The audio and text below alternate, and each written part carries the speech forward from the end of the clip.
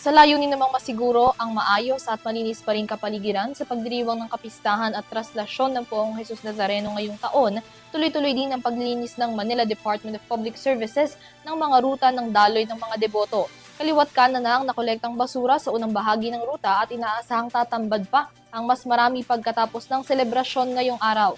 Si Catherine Landicho magbabalita.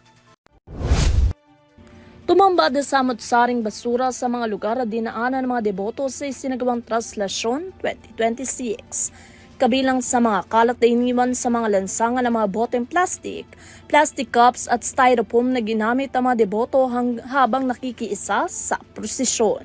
Kaagad namang rumisponde ang street sweeper ng Manila Department of Public Services o DPS at isinagawa ang paglilinis sa kahabaan ng Padre Burgos Avenue matapos umusad ang prosesyon nitong Biyernes, January 9. Ayon sa DPS, patuloy ang kanilang pagiging maagap sa paglilinis sa mga lugar na dinaanan ng traslasyon upang masigurong malinis, maayos at ligtas ang kapaligiran para sa publiko.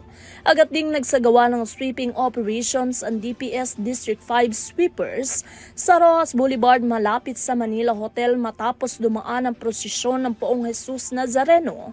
Ito'y bilang bahagi ng pagpapanatili ng kalinisan at kaayusan sa lungsod. Katuwang din ng DPS ay sinagawang paglilinis ang Metropolitan Manila Development Authority o MMDA na nakisa sa clearing at sanitation operations sa iba't ibang bahagi ng Maynila. Para sa UTV News, Catherine Landichos, masaludo sa bawat Pilipino.